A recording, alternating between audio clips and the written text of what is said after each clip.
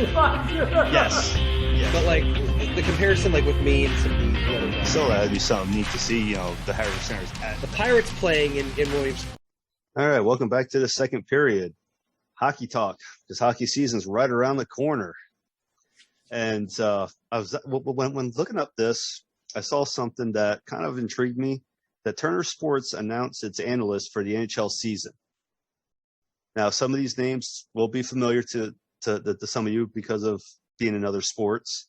Eddie Olczyk, who was a hockey analyst. Kenny Albert, who he actually does all four major sports. Next one kind of intrigued me a little bit because I wasn't quite sure how to take this one. Wayne Gretzky, the great one. I mean, having him as an analyst, I don't know. I mean, he's a great ambassador for his sport, for everything he's done during his career. But having him as an analyst, I don't know. I don't know if he's got the personality for it. I feel like it could be bland, if I'm being honest. That's what I'm afraid of. That is exactly what I'm afraid of, because it's like I said, he's a great talker, but when it comes to analyzing a game, being an analyst for a game, right, you got to have that emotion. You got to have that, to bring the people in who are watching it at home, or listening to it on the radio. You got to bring that in. You got to to throw my favorite one out there. You need a little bit more Pat McAfee. Yeah, I still love the miracle one. Do you believe in miracles? Oh. Well, like we discussed earlier, that movie Miracle doesn't get enough credit for what it does. But yeah, I mean, I could see Eddie Olczyk, I can see Kenny Albert, I can see them two all day. I can see them two announcing a game. But Wayne Gretzky, I'm just kind of worried about what he's going to do. Like how's he going to bring it?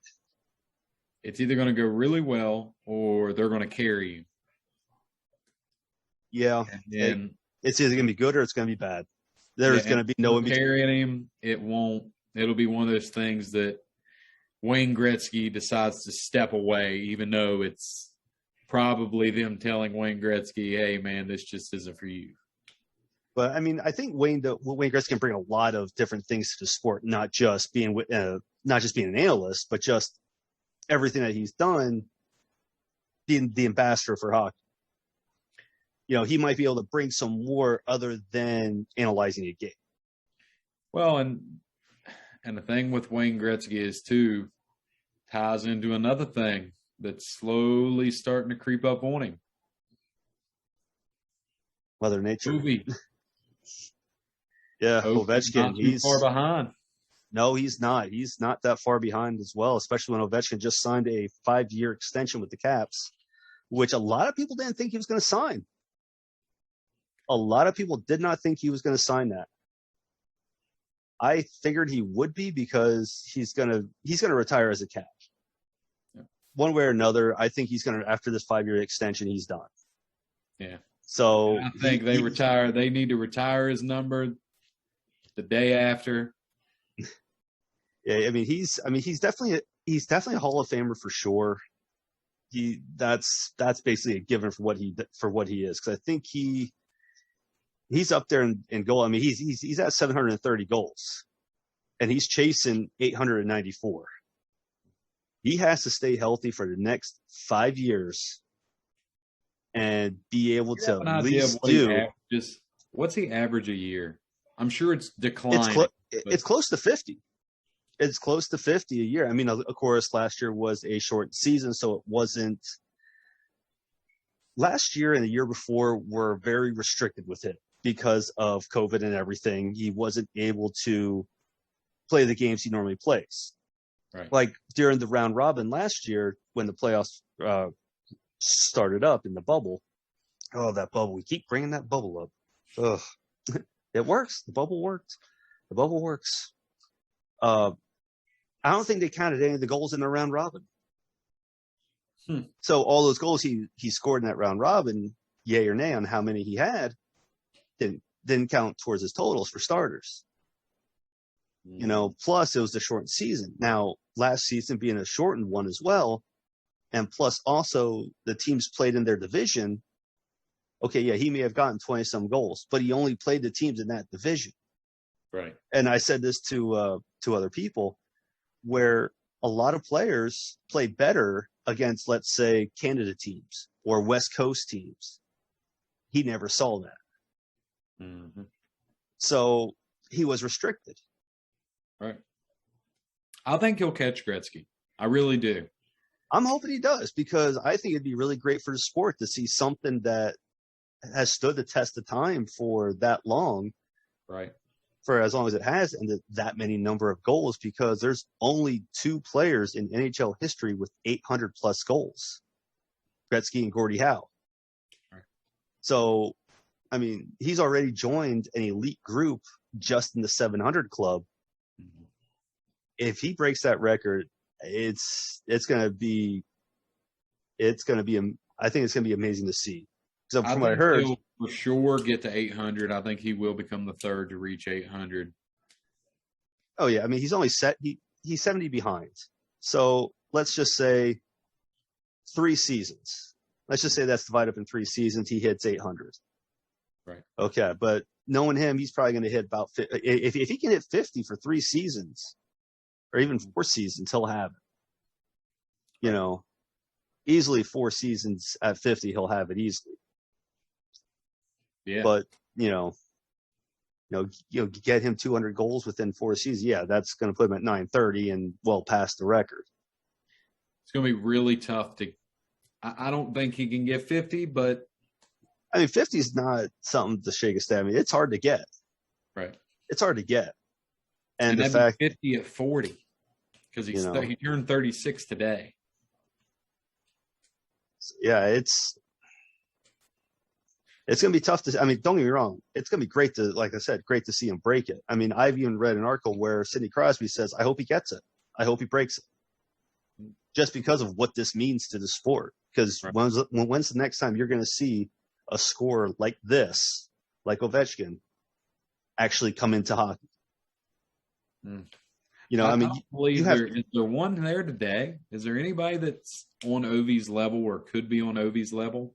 I mean, you have a lot of talent out there between Connor McDavid, fast, very talented, Patrick Kane, talented. But to be at a level that Ovechkin is, to where he can score at will and have the size he is, because he's not a small guy by any means. Yeah. He will plow through you even with the puck. He will just move through you, and you could sit there just like, how did he put the puck in the net?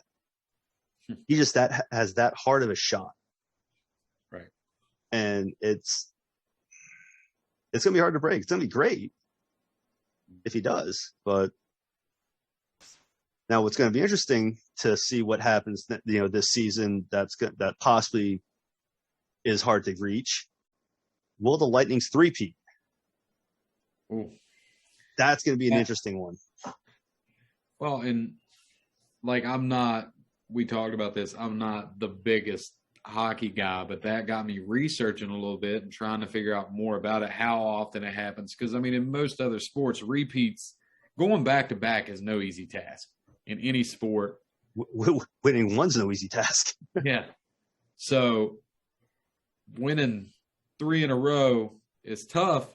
And that's why I started looking at them like, if they would win 3 in a row, they would become the 4th franchise in hockey. Yeah. Ever. Because the last team to do it was the Islanders. Right. And I think that was back, I want to say the 80s. I'm pretty sure. So for it to go that long, I mean, that's pretty, to do that, because the Islanders back then won 4 straight. 4 straight.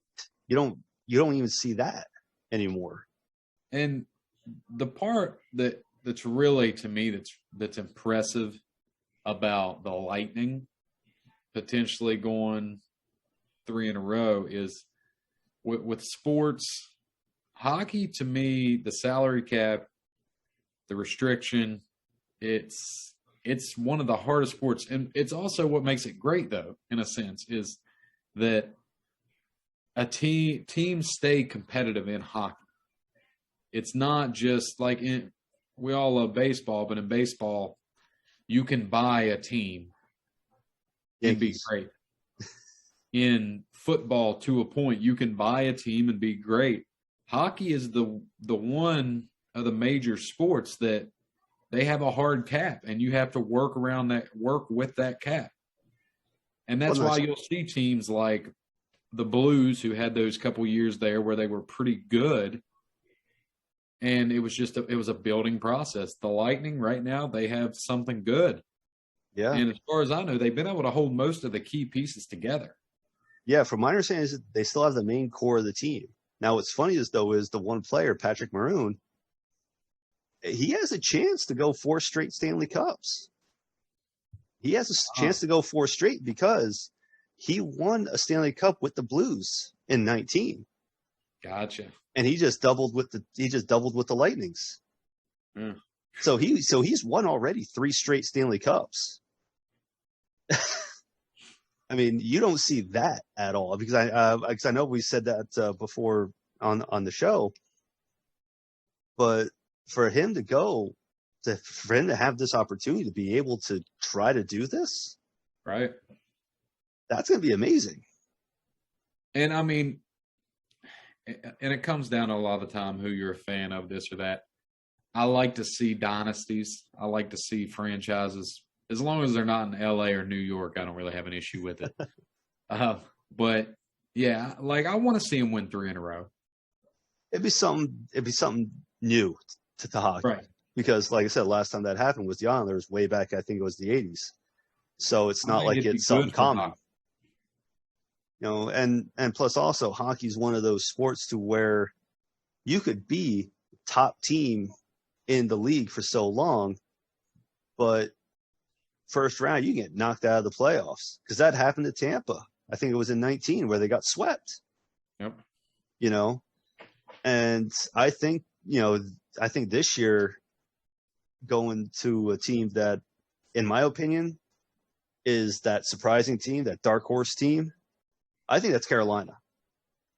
Because Carolina's one of those teams that's been building. But they find a way to win. They find that way to knock out teams. And it's not like they're a team of name players. They're not like it's a team where you got your Steven Stamkos or Ovechkin or Crosby or Claude Giroux or any of those side. It's not a team of superstars. Right. And that's why I think they're going to be a surprising team because of that. They're not going to be that team that's going to be like, oh, everybody knows them. It's going to be, how did they win really that one? Well with one another. Yeah, they mesh. Yeah. And that's what you need. You need that chemistry. And I think Carolina's going to be that surprising team. Well, Carolina, I mean, they've been building kind of from the ground up, and to kind of jump into the next thing. I went and watched the Charlotte Checkers play a few times when they would come to Hershey, and that Checkers team was really good. And if I'm not mistaken, in 19 they won the Calder Cup. It's not 19. You got to have a good farm system. Right. And that's the whole thing with the farm. You got to have a good farm system. And if you don't have a good farm system, what do you have then? Because you need the players to build, you need the players to come up with it. Like we talked about it earlier, not every day does Alex Ovechkin walk through the door and jump right up. You got to build those guys up. Oh, yeah. I mean, of course, he never saw the minors because of, but then again, a lot of the first rounders sometimes don't even make it to, like, because I think me and Jason discussed this already, that they don't make it to even the minors below the NHL. They don't even make it to the AHL.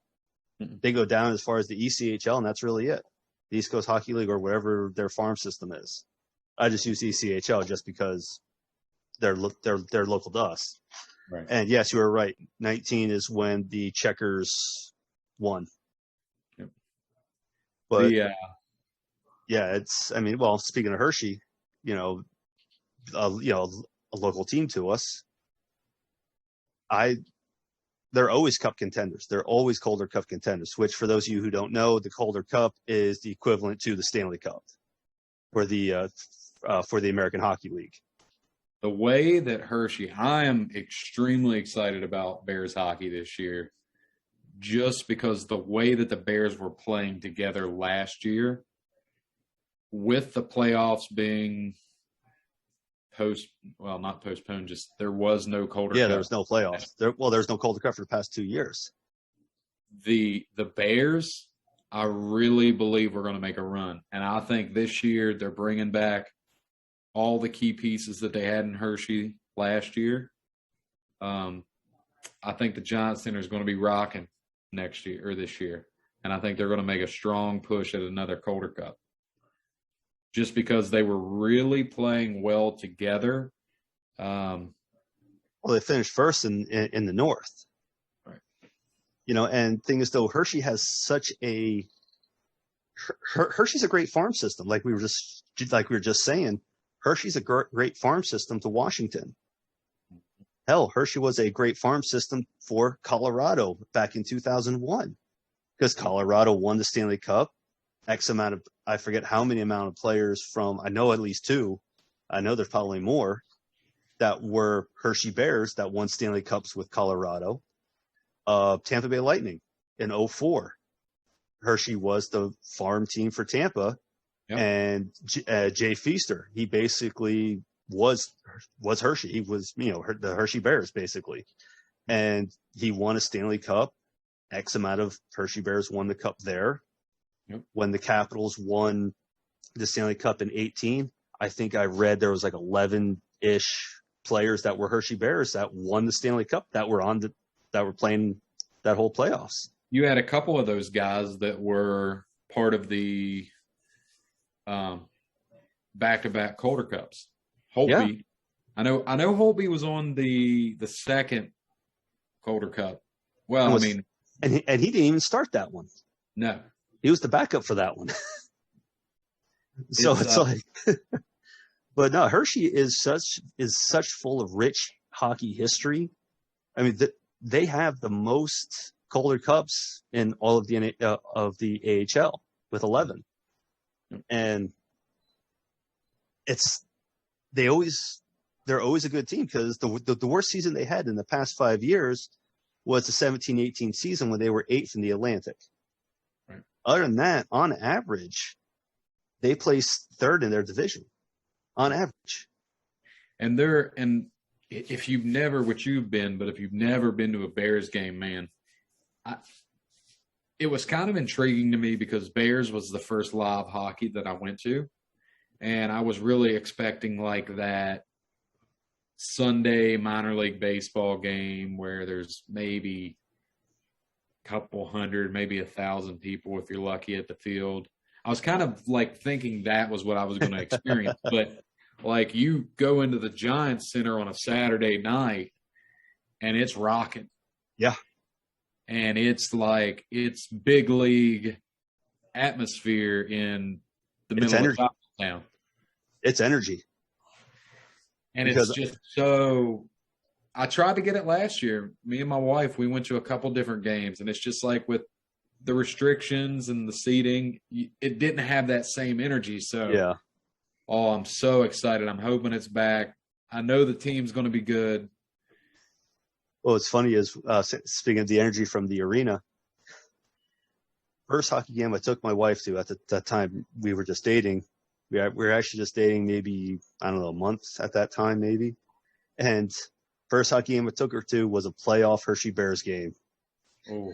I put her right into the center of the feeling of a hockey game.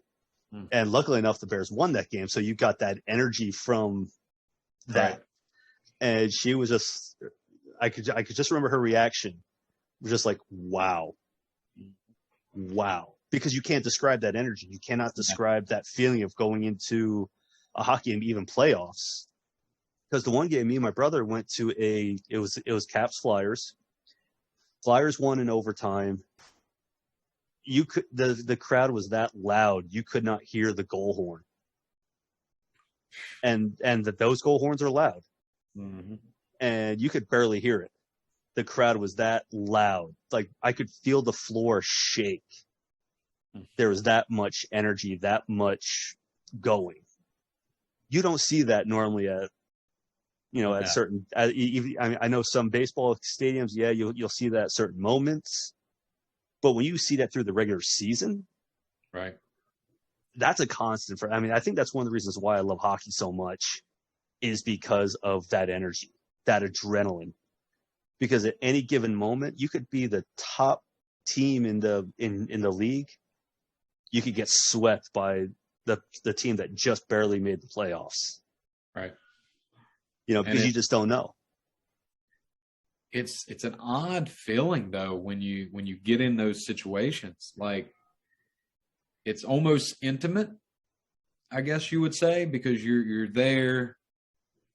When your team's like, okay, just for like a Bears game, when the Bears win, like I've seen several shootouts or just overtime games, and like in the AHL, they go 3-3 on 3.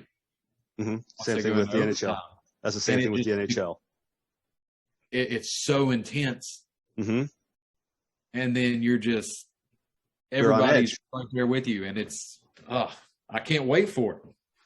Every time it goes to 3-on-3 hockey, I always get nervous just because it could just be, okay, a block pass, and all of a sudden it's a breakaway the other way.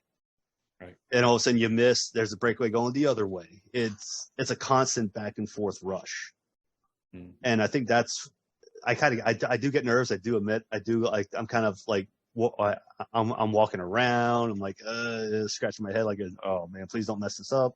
That's a tough position to be in too, man. And it kind of probably doesn't get brought up enough. Imagine being a goalie in an overtime situation on a breakaway. You're the away goalie in that crowd. You know how it is when your guy breaks loose, mm-hmm. and you know he's got a shot to put a good shot on goal. That's intense. Well, think of during when the NHL just came back, when sports were just coming back into the mix there after COVID. During the bubble, they had a game. I want to say it was the Lightning and Columbus went 7 overtimes. 7 overtimes. And what's funny is they actually made a little comedy with it, because it said. This is the 7th period stretch. Instead of, which I thought was they did. Whoever controlled those billboards in the arena, I always call them billboards. They really made it feel like, just to add that comedy aspect to it. Because, at the end of every game, whether it be baseball, football, hockey, basketball, they always say, please leave your seats carefully. Please leave the parking lot. Be safe, be careful.